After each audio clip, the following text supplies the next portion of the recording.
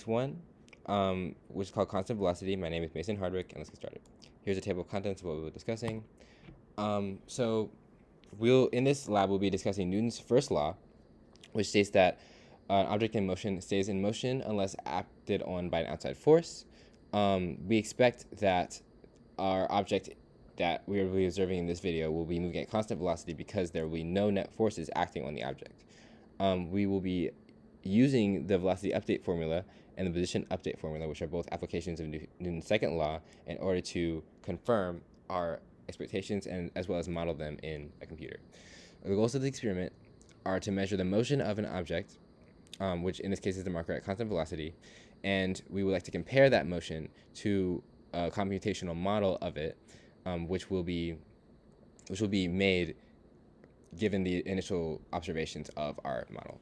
The assumptions we will be making during this video are we will ignore air resistance on the object, we will ignore the force of friction on the object, and any other axis movement on the object other than movement in the x direction.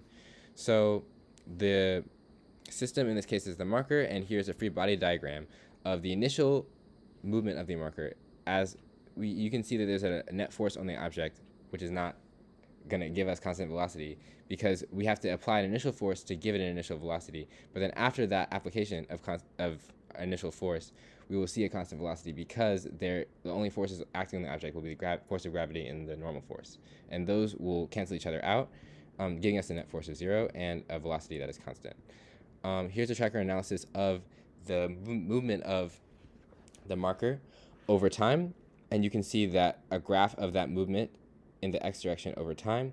And you can see that the slope of that line is approximately constant. Yeah.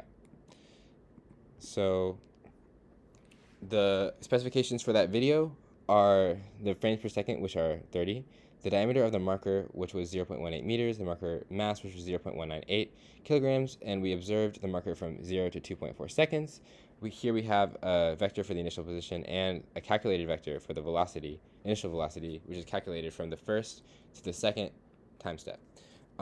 Here we applied those specifications in our initial conditions for our code.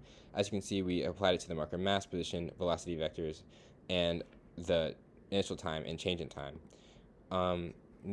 So here we put Newton's second law into our code by converting them using this formula, and we also put the position update formula into the code as well. And that looks like this. We put them into the while loop of our code, and we use that to update the position and the velocity after every time step. And what that looks like is this. You can see a graph of the position over time of our marker and the graph of the velocity over time of our marker. And as expected, it is constant. Here's a graphical representation of our computational model versus our empirical data. As you can see, the slopes of these lines do not change, but the slopes are not the same, and that's because our computational model is not a great prediction of our empirical data. So the velocity is only similar for the first observed data point. As soon as more time passes by than the delta t that was used in observation, the computational model stops representing the experimental data. The observed data seems to indicate that there's an overall constant velocity for the marker, which was expected, but it seems as though the marker switches between one of two velocities every other frame. As you can see, there are overestimates and underestimates every other estimate, or every other data that's collected. The computational model matches the expected trend that velocity is constant, but the velocity was not predicted correctly because the initial velocity was not close to the average velocity due to an error with the tracking. As you can see, it's a pretty good prediction right here, but then after that, it becomes a pretty bad prediction. There seems to be an error with the frame rate that is causing the video to not give an accurate representation of the velocity when measured with the tracker.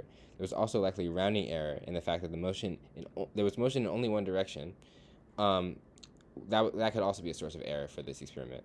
So those are the sources of error: the rounding error, which potentially could happen, and the fact that motion was only recorded in one direction.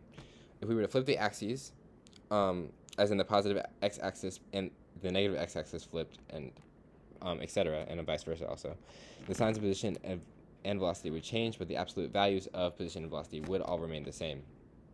As in, the magnitudes of all the vectors that we saw in our free body diagram would all stay the same, but the directions of our vectors might change. So all of this means that our observations cannot be predicted well by a computational model. But if the initial data, if the initial data was more reliable, it is possible to say that after the initial push of the object, there was zero net force of the object, and that resulted in a constant velocity of the object.